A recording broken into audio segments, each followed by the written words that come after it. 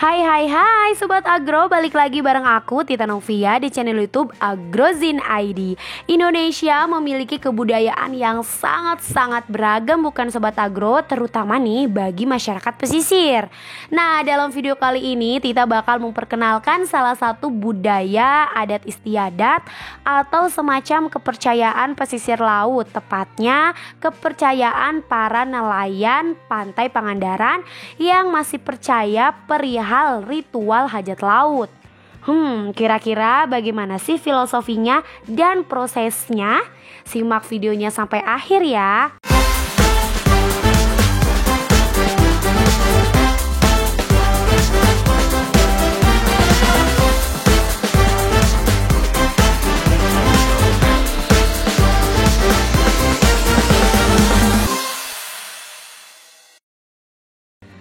Kepercayaan terhadap penguasa Laut Selatan ternyata masih sangat kental bagi masyarakat di Kabupaten Pangandaran, khususnya nelayan pantai Pangandaran yang masih mempercayai bahwa hasil tangkapan laut ada campur tangan penguasa lautan. Tentu hal ini tidak memungkiri kepercayaan kepada Sang Ilahi Robi ya Sobat Agro. Nah, karena inilah untuk menjaga keselamatan dalam mencari nafkah di tengah laut, para nelayan selalu menggelar ritual hajat laut yang dilakukan setiap tahun.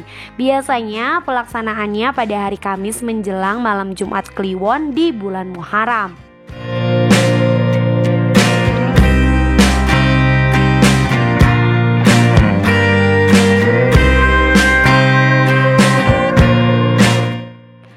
Nah, jika kita tarik dalam bahasa Sunda, hajat laut artinya itu dibagi menjadi dua kata Sobat Agro. Kata hajat yang berarti kahayang, pemaksa dan atau dalam bahasa Indonesia disebut keinginan. Sementara laut merupakan suatu ciptaan Sang Maha Kuasa yang berupa air yang luas. Proses kegiatannya diawali dengan mempersiapkan sesaji yang disebut dongdang. Isian dongdang sendiri nih terdiri dari berbagai macam perabotan, hasil bumi, makanan, make up, baju, dan lain-lain. Pokoknya Sobat Agro, semua hasil bumi dan alam yang juga dipakai dan dikonsumsi oleh kita selaku manusia loh. Nah, dongdang ini juga diibaratkan sebagai rumah untuk tempat kita berteduh dan bertempat tinggal gitu. Sebetulnya banyak sekali nih penjelasan dan filosofi dari setiap isian dongdang ini loh Sobat Agro. Namun Tita sampaikan secara singkatnya saja ya. Setelah dongdang selesai, dongdang harus melalui proses akad dan kemitan dongdang. Yaps, artinya dongdang harus ditemani semalaman sebelum dibuang atau dilarung ke laut.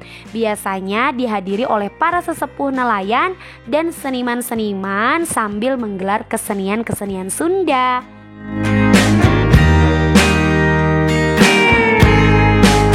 Tepat keesokan harinya pada hari Jumat pagi, dongdang siap dilarung atau dibuang ke tengah laut nih Sobat Agro. Namun dongdang sebelumnya harus mengelilingi jalan pesisir alias pawai dan dilakukan proses upacara adat. Setelah proses upacara adat, dongdang siap berangkat ke tengah laut nih Sobat Agro bersama para sesepuh dan para nelayan. Hal ini disebut juga larung dongdang. Dalam larung ada maknanya juga Sobat Agro, sebagai wujud syukur kepada Maha Kuasa, membaktikan kepada Yang Maha Kuasa, dan memiliki fungsi transenden. Dibuktikan dengan melewati larung sesajen alias nyesa-nyesa kernusejen. Itu dalam bahasa Sunda ya, yang memiliki arti sa ajen yang berarti satu. Kalau ajen yaitu ageman. Filosofinya berkaitan dengan keesaan Yang Maha Kuasa atau Allah Subhanahu wa Ta'ala. Begitupun kalau dilansir dari buku Pangandaran dari Masa ke Masa karya Profesor Dr. Nina Lubis.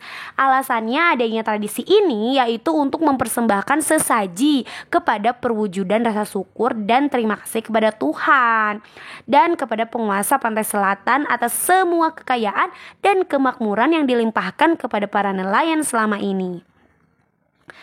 Nah, Sobat Agro, dongdang ini sebelum dilepaskan ke tengah lautan, kita mengelilingi dulu nih area pantai barat Pangandaran ini bersama para nelayan juga.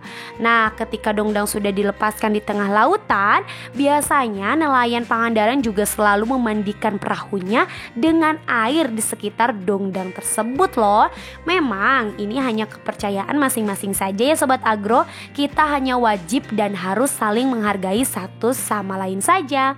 Setelah dongdang selesai dipersembahkan, para nelayan kembali ke daratan untuk menggelar doa bersama.